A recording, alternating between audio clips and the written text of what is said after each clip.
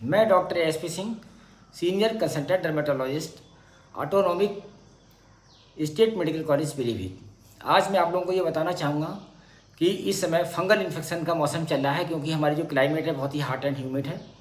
लेकिन अगर कोई पेशेंट किसी के सामने भी चर्चा करे मुझे फंगल इन्फेक्शन है, तो टैक्सी ड्राइवर, बाल काटने वाला कोई भी दवा बताने लगता है।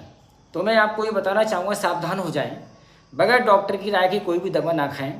इट्राकोनाजोल, फ्लूकोनाजोल या जितनी भी हमारी ट्राईएजोल एंटी फंगल हैं, जैसे इट्राकोनाजोल है, फ्लूकोनाजोल है, पोसाकोनाजोल है, इप्साकोनाजोल है, बेरिकोनाजोल है, ये बगैर सलाह के ना खाएं।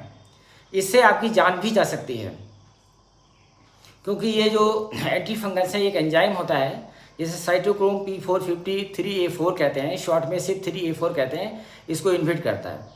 इसके इन्हिबिशन के कारण जिन दवाओं का मेटाबॉलिज्म इस एंजाइम के द्वारा होता है, उन सभी दवाओं के लेवल बढ़ जाते हैं। जैसे यदि कोई मरीज स्टेटिन्स ले रहा हो, स्टेटिन्स का मतलब है कोलेस्ट्रॉल को कम करने वाली दवाएं, जैसे एटोरवास्टेटिन है, रोजुवास्टेटिन है, सिम्वास्टेटिन है, लोवास्टेटिन है।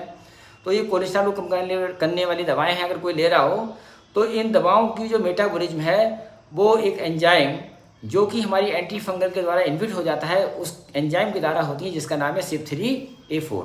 तो इनका लेवल बढ़ जाता है, जिससे इनके साइड इफेक्ट बढ़ जाते हैं। अब इनका साइड इफेक्ट क्या है इन दवाओं का? स्टेटिन्स का साइड इफेक्ट होता है कि muscle damage, skeletal muscle damage, और इसकी वजह से पूरी बॉडी में पेन होता है, ज़्यादा डैमेज होती है, स्केलेटल मसल इंजरी होती है, और रैप्टोमायोलाइसिस हो जाती है, मायोग्लोबिन्यूरिया हो जाती है, पेशाब का कलर भी रेड हो सकता है, किडनी डैमेज हो जाता है, और मरीज़ की डेथ भी हो सकती है।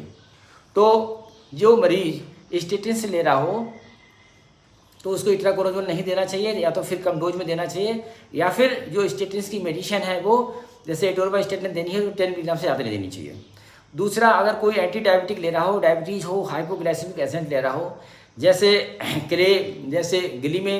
गिलीक्लेमाइड है, गिलीवेनक्लेमाइड है, गिलीपिजाइड है, गिलीक्लेजाइड है, तो इन दवाओं का लेवल भी इट्राकोनाजोल की वजह से बढ़ जाएगा, और इनका जो हाइपोग्लाइसेमिक इफेक्ट है, एक्सपेक्टेड इफेक्ट है, उससे कहीं ज़्यादा हाइपोग्लाइसेमिया हो जाएगी और मरीज की डेथ हो सकती है। दूसरा, यदि किसी मरीज़ को वेंट्रिकुलर डिस्फंक्शन है, उसका हार्ट सही से काम नहीं कर रहा है, हार्ट फेलियर है, यानी मरीज़ के शरीर में सूजन है, सांस फूल रही है, तो उसको भी नहीं देना चाहिए। प्रेग्नेंट लेडीज को नहीं देना चाहिए, क्योंकि उसमें बच्चे का अबॉर्शन हो सकता है। किसी को टैकीकार्डिया है, एरिथमिया है, तो उसको भी इट्राकोनाजोल एंटी फंगल नहीं देना चाहिए, क्योंकि उसको फीटल कार्डियक एरिथमिया, टॉर्टिस डी पॉइंटिस नाम की एरिथमिया भी हो सकती है। जो कोई टर्फेनाडिन वगैरह ले रहा हो, एस्टिमिजोल ले रहा हो, उसके